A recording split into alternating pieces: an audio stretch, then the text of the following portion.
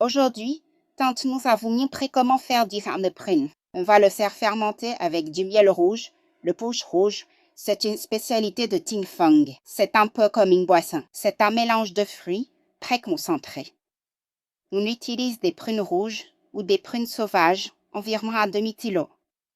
On va d'abord préparer la chair des prunes, puis on verra les étapes suivantes. On va utiliser 1 litre d'eau pour la cuisson. Il suffit de le verser. Voilà, on aligne le feu. Maintenant, l'eau commence à chauffer, alors on va ajouter directement les prunes rouges. Voici les prunes rouges que j'ai préparées. On va grapper la chair comme ça, en utilisant à la fois la peau et les noyaux. On met tout ça, la chair comme ça, directement dans la casserole. Un demi-kilo, et plus les fruits sont méo bien juteux, mieux c'est. Quand on en fera du vin, on obtiendra vraiment toute la jutosité et la douceur des prunes. Aujourd'hui, on va utiliser 1 kilo de sucre blanc qu'on verse directement à cette étape. Mélangez bien pour que le sucre se dissolve. Si vous ne mélangez pas, le sucre va rester au fond du récipient. Sinon, ça risque de sentir le brûler. L'étape suivante, c'est d'ajouter du sirop punch rouge, comme celui de Ting Feng. On va en mettre une bouteille entière. Versez le sirop punch rouge, puis mélangez bien tous les ingrédients. Là, la couleur est vraiment belle. Attendez un instant. On va continuer à faire bouillir encore 10 minutes maintenant. Voilà, on a fait bouillir pendant 10 minutes. Tante Mou va maintenant éteindre le feu. On a déjà éteint la cuisinière. Maintenant, on doit passer à l'étape suivante. Attendez un instant. On va ajouter de l'eau. Pour la partie restante, 4 litres. Tante Mou utilise de l'eau propre et potable. On ajoute donc 4 litres d'eau potable, puis l'eau dans laquelle on a fait bouillir les sucres et les prunes, 1 litre de plus. Donc, au total, on utilise 5 litres d'eau. Maintenant, on va mélanger tous les ingrédients. L'étape suivante, c'est de tester la levure. On met un peu d'eau dans un bol. Voilà, ici, tante nous utilise une demi-cuillère à soupe. On va la verser dans le bol où on a mis un peu d'eau, comme ça, puis on mélange légèrement. On laisse reposer un moment pour que la levure commence à agir. Pendant ce temps, on va verser le jus de fruits dans le fût de fermentation. Voilà, maintenant notre levure a bien moussi comme ça. Elle est prête à être versée dans le fût de fermentation. On la verse directement dedans. Lors de l'étape de fermentation, on ne va pas fermer le couvercle complètement. Il faut le laisser un peu entrouvert comme ça pour que l'air à l'intérieur puisse s'échapper. N'oubliez pas non plus de coller une étiquette dessus. Notez ce que vous faites fermenter à telle date, sinon vous risquez d'oublier. Moi, j'écris et colle une étiquette indiquant qu'elle va être faite avec tel fruit, par exemple, punch rouge, le 16 mai. Et laissez fermenter 2 semaines. Après 2 semaines, on verra notre vin un goût doux et délicieux. Restez à l'écoute, les amis, pour voir le résultat. Je viens vous donner des nouvelles du vin de punch rouge que j'ai fait fermenter. La fermentation a commencé le 16 mai et aujourd'hui, le 30 mai. Le temps total de fermentation est de 15 jours. 15 jours, c'est la durée idéale pour le bon goût. Maintenant, on va séparer le marc et stopper la levure. On va filtrer directement à travers une passoire. Là, je filtre le marc dans la passoire comme ça. Ce marc, on ne va pas l'utiliser du tout, il faut juste le jeter. Dans l'étape où l'on stoppe la levure, si vous ouvrez le vin pour le goûter et qu'il a un goût amer ou un arrière-goût désagréable, aujourd'hui, je vais vous montrer comment corriger le goût amer ou désagréable du vin. Dans cette recette, j'ai seulement ajouté un peu de sucre blanc. Seulement 50 grammes. C'est juste pour ajuster le goût, les amis. Donc, il n'est pas nécessaire d'en mettre beaucoup. On ne veut pas que notre vin soit sucré, juste une légère douceur en bouche, c'est suffisant. Pour corriger le goût, 50 grammes, ce n'est pas. Ça ne rendra pas le vin trop sucré. Voilà, on va verser à cette étape-ci. Allumez le feu. À cette étape, il faut utiliser un feu doux. Après avoir ajouté le sucre, il faut bien remuer, sinon le sucre va coller au fond. Dans la casserole, nous va refroidir le vin à 45 degrés. Tente-nous à mesurer le vin à 44,5. Dès que la température atteint le degré souhaité, on éteint le feu. Le feu est éteint. Pour mesurer la température, il faut un thermomètre. Si on essaie de deviner la température à l'œil, parfois ça ne marche pas, surtout quand on fait du vin. Voilà où on en est maintenant. Nous avons déjà éteint le feu.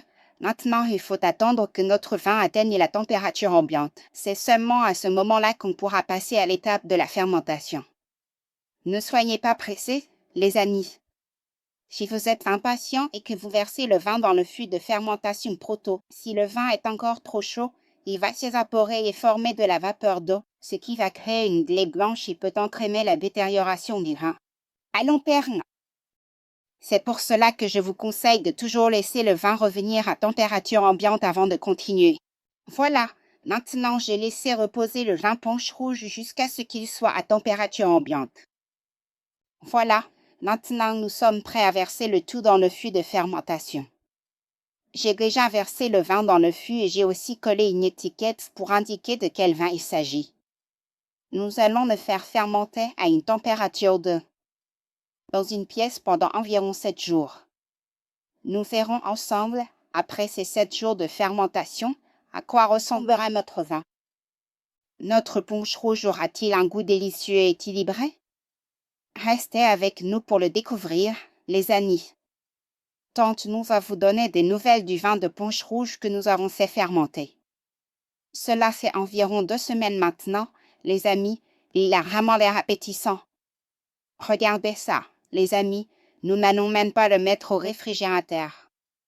Nous allons le verser directement pour que vous puissiez le voir en direct comme ça. La couleur est vraiment magnifique. Normalement, le punch est déjà délicieux, mais cette fois, nous l'avons utilisé comme ingrédient pour faire du vin de prune. Attendez un instant. Tente-moi à goûter. Celui-ci a une teneur en alcool très élevée. Les amis, c'est délicieux. Le sirop de punch apporte déjà un parfum agréable et à prune aussi. Et puis, nous obtenons cette couleur naturelle, les amis. Attendez un instant. Nous allons le mettre en bouteille. Comment faire pour obtenir une belle couleur sans que de l'acidité ou du vin pétillant ne se forme? Attendez, tente. On va le mettre en bouteille pour vous montrer, les amis, comment on va le conserver. Comme ça, on pourra garder cette belle couleur. Alors voilà, pour ce qui est du fût de vin, nous allons ajouter du KMS. Le KMS, on peut l'ajouter directement dans le fût de vin, les amis. Pour ceux qui ont acheté le KMS avec Tante Mou, vous recevrez une cuillère comme celle-ci. Aujourd'hui, nous avons environ 6 litres de vin, les amis, donc Tante Mou va en mettre 2 cuillères.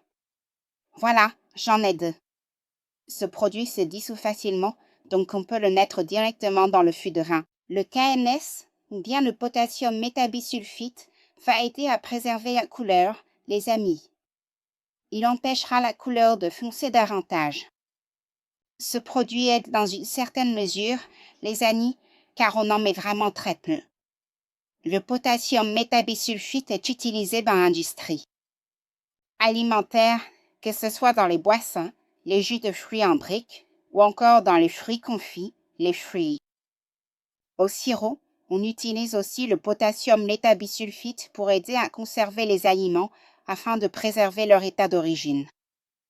On l'en met aussi dans le vin que l'on souhaite conserver et avant de le mettre en bouteille, il faut encore une étape de stérilisation. Pour cette étape, on utilise le sorbate de potassium, c'est une autre substance. Il faut les utiliser ensemble, les deux doivent être combinés. Le sorbate de potassium, quant à lui, se présente sous forme de petits bâtonnets comme ceci. Il sert à éliminer les levures, vous voyez? Je voulais aussi montrer comment neutraliser les levures en chauffant à 45 degrés. Ça, c'est aussi une méthode de stérilisation à un certain niveau. Mais si on veut conserver le vin sur le long terme, on utilise ces deux substances-là. Elles sont plutôt sûres, car l'industrie alimentaire les utilise aussi comme agent de conservation. Pour les bouteilles dans lesquelles on va conserver le vin, il faut bien les laver et les sécher comme ça, vous voyez. On va les mettre à l'envers pour les faire sécher comme ça. Ici, on est à l'étape de la mise en bouteille du vin, parce que maintenant, les dépôts sont déjà tombés au fond du récipient comme ça. Avant de verser dans les bouteilles, je vais utiliser du sorbate de potassium, une cuillère, que je vais verser directement dans la bouteille. Ici, nous allons le verser dans une bouteille comme celle-ci. Une bouteille, on utilise une cuillère. Si c'est une grande bouteille, on peut utiliser une cuillère bondée. Cette bouteille ne fait que 750 ml. Quand on verse le vin, on ferme hermétiquement le bouchon. Maintenant, vous pouvez le conserver dans la bouteille comme ça. Écrivez un autocollant et collez-le sur le vin. Conservez celui-ci au vinaigre. On va écrire une étiquette et la coller dessus, puis on laisse le tout à température ambiante. Les amis, quand je verse le vin dans la bouteille comme ça, je le laisse simplement à température ambiante, pas besoin de le mettre ailleurs. On ne mettra la bouteille au réfrigérateur que lorsqu'on voudra la consommer. C'est à ce moment-là que je la mets au frein. Je mets la bouteille au réfrigérateur et je verse le vin dans une bouteille pour le conserver. Certains d'entre vous vont demander, est-ce qu'on peut ne pas mettre ces deux substances? Oui, c'est possible de ne pas les mettre. Si vous ne mettez pas ces deux substances, il faudra conserver le vin dans une bouteille opaque. La bouteille opaque aide à préserver la couleur du vin. Si vous ne mettez pas d'agent de conservation et que vous gardez le vin dans une bouteille en verre, à température ambiante, en moins d'un mois, la lumière va absorber toute la couleur du vin. Le vin deviendra complètement clair. Oui, le vin va devenir un vin transparent. Si vous demandez si c'est consommable, oui, on peut le boire, il n'est pas l'abîmer. Mais on aimerait qu'il garde un peu de couleur, on voudrait retrouver la couleur qu'on avait au début, c'est-à-dire la couleur de la prune. On aimerait avoir cette couleur-là, parce que quand on le verse pour le boire, ça a l'air appétissant. Regardez, quand on le verse, ça donne envie, non? Regardez, c'est comme un vin pétillant. Vous voyez? C'est vraiment un vin pétillant, et c'est super bon, vraiment délicieux quand on le boit. Ça chauffe vraiment la gorge. Si vous regardez la vidéo de Tatamou et que vous aimez, si vous trouvez ça utile, n'hésitez pas à liker pour encourager Tatamou, à partager, à vous abonner et à activer la cloche pour ne rien rater des prochaines vidéos que je ferai. Tatamou salue tous ces femmes, que vous soyez à l'étranger ou en Thaïlande. Cette vidéo s'arrête ici. À la prochaine fois. Au revoir.